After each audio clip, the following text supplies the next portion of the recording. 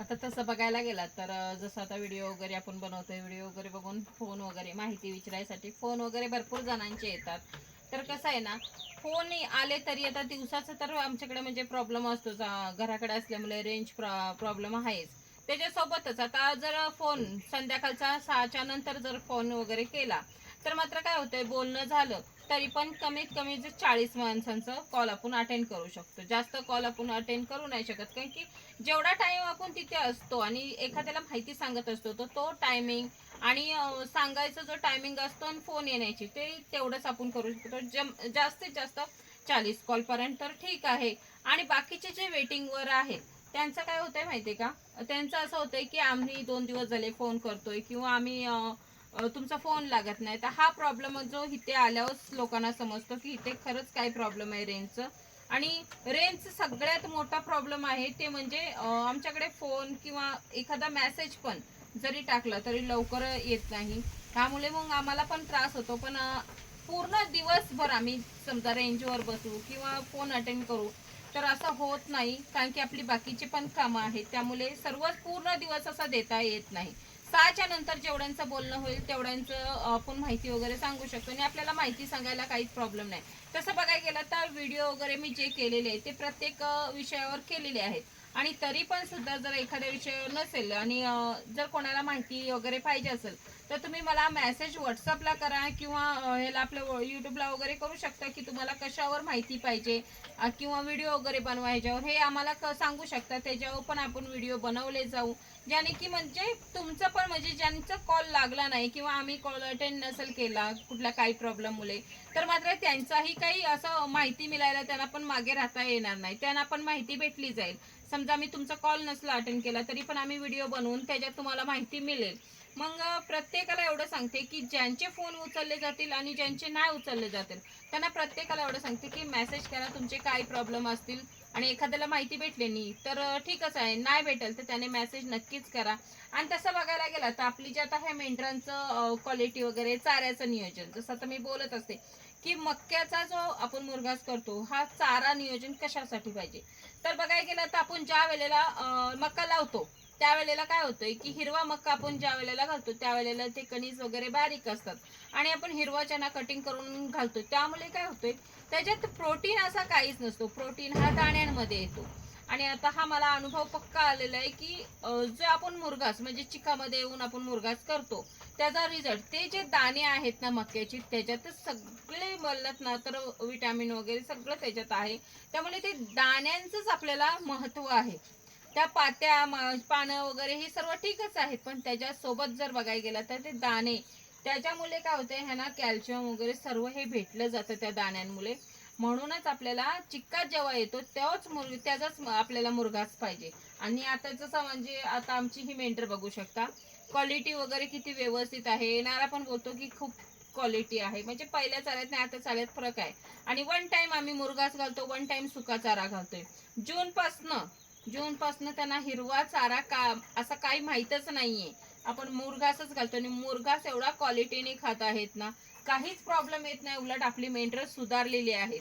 आणि काही लोक असे म्हणतील की समजा आम्हाला टाइम नाहीये रोज रोज आपलं हे करायला. बघा हा तर आमच्या माईच तुम्हाला हिरवं रोज आणा वावरातनं कटिंग करून त्यांना घाला तो तर आहे. आणि मुरघास वगैरे केला तर हा आपल्याला एकदाच होणार आहे. काही लोक म्हणतील मला टाइम नाही मुरघास वगैरे करायला. तर टाइम नाही असं बोलून हा व्यवसाय चालत नाही, जमणार नाही असं चालत नाही. कारण की जर आपल्याला क्वालिटी पाहिजे आणि आपल्याला जनावरं सांभाळायची आहेत तर आपल्याला त्यांच्यासाठी सेपरेटली टाइम हा द्यावाच लागतोय. आणि मग मुरघासासाठी जो टायमिंग लागतोय तो उलट सोपा आहे माहितीये का तुम्हाला.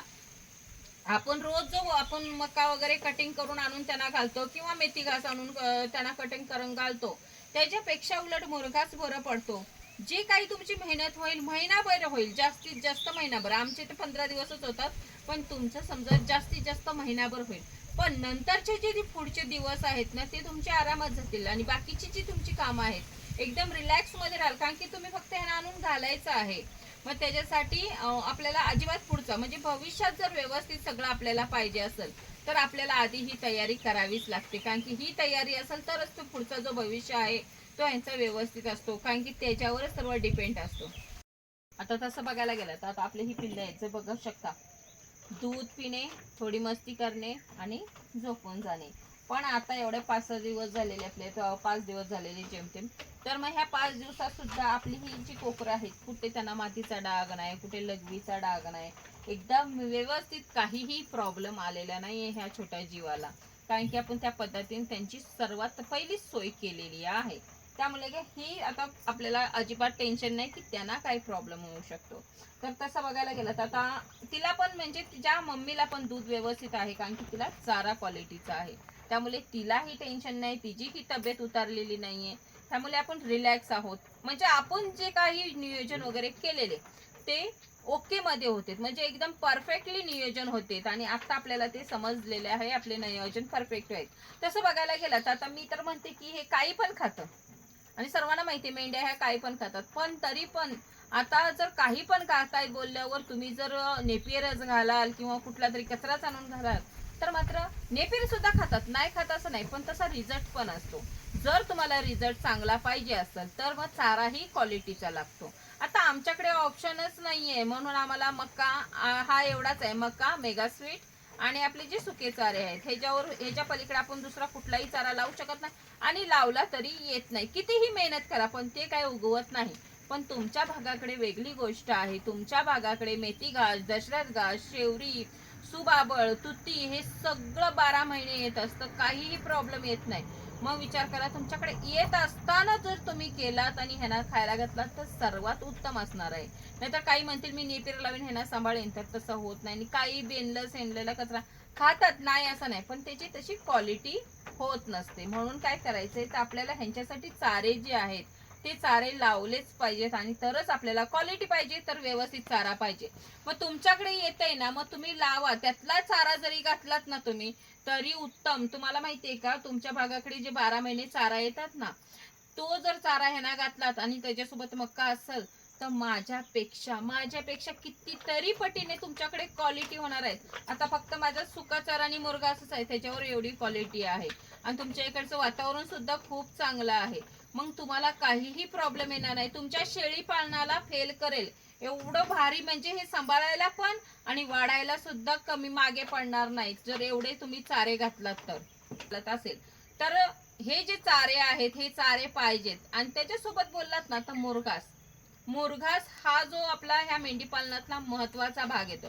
मुरघासा सोबत जर तुम्ही ते बाकीचे चारे असतील ना तुमच्याकडे, मग 2-3 असले बाकीचे चारे तरी चालतात, तर त्याच्यासोबत जर असेल तर मग मात्र एकदम सुपर क्वालिटी राहणार आहे. त्यामुळे आपल्याला जर सांभाळायचं आहे हे ब्रीड तर मात्र व्यवस्थित आणि चारा नियोजन. मग काही ना असं वाटेल की मुरघास करायचं, टायमिंग त्यांना ठेवायचं, स्टोरेज वगैरे करायचं, त्यांना उंदीर वगैरे नाही लागला पाहिजे. जे स्टोरेजचे प्रॉब्लेम येतात ना ते लोकांना त्रास होतोच, पण कसं आहे ना, हा त्रास जर व्यवस्थितपणे झेललात तर मात्र ही ना तुमच्या, जसं आता शेळीला बघा शेळक लागतं, तसं जर ह्यांना घातलात नाही शेळी पालनात, जसं म्हणजे तुम्ही नियोजन करता तसं जर ह्यांना नियोजन असेल ना तर एकच नंबर. कधी पण कुठल्याही शेळी पालनावाल्यासोबत तुम्ही ह्या मेंढी पालनाचा ना हे करा, कॉम्पिटिशन लावा की तुझं कुठलं होतं किती होतं आणि माझं किती होतंय.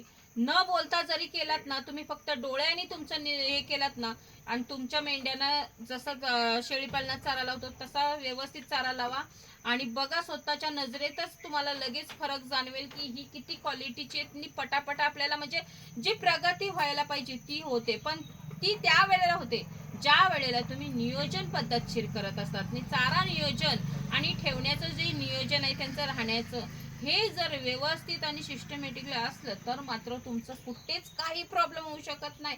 मग तुम्ही कितीही म्हणजे तुमच्या समोर कितीही मोठं शेळीपालनवाला असू दे, तुमचं मेंढी पालनच पहिल्या नंबरला येणार आहे.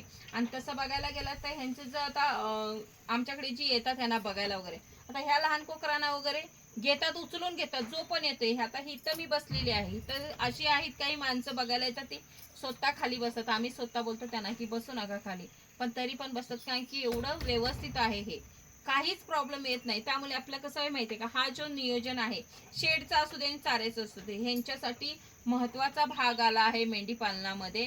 जर ह्यांचे नियोजन व्यवस्थित असेल, ह्यांना एकतर दवा गोळ्या तर लागत नाहीत, कारण की आपल्याला त्यांना आजार आणण्यासाठी आपण काय केलेलंच नसतो. उलट ती किती चांगली राहतील ह्याच्याकडे आपला फोकस असतो. त्यामुळे त्या आजाराचा लांब राहिला. आजार नसला तर आपल्याला म्हणजे मानसिक तणाव नसतो. त्यामुळे चाऱ्याकडे आपण जास्त फोकस देतो आणि चाऱ्याकडे आपला फोकस जास्त दिला आणि ह्यांच्यासाठी चारा नियोजन व्यवस्थित झाला तर त्यांचं मात्र त्यांची जी कामं करायची आहेत ती करत असतात. त्या म्हणून सांगते की जास्त घेऊ नका आणि जास्तची अपेक्षा ठेवू नका. चारा नियोजन व्यवस्थित ठेवा. तुमच्या त्या मेंढ्या जिथे ठेवणार तिथला नियोजन व्यवस्थित पाहिजे. मग मात्र तुम्ही 25 पर्यंत ठेवा फक्त, बाकी काही जास्त करायचे नाही. नाही तर 100 मला करायचे तितके करायचे काही गरज नाहीये. 25च सांभाळा, पण 25 100ला भारी पडतील असेच सांभाळायचे आहेत. तेवढाच पैसा त्याच्यात निघणार आणि 25 मध्ये पण तेवढाच पैसा निघणार आहे. कारण की का, ते 25 असले तरी त्या क्वालिटी मध्ये असणार आहेत. तुम्ही 100 सांभाळांनी त्याची क्वालिटी नसणार, त्याच्यात काय अर्थ नाही. त्यामुळे कमी सांभाळा पण नियोजन हे परफेक्टली पाहिजे. त्यांचं चारा नियोजन आणि राहण्याचं नियोजन व्यवस्थित ठेवा मात्र.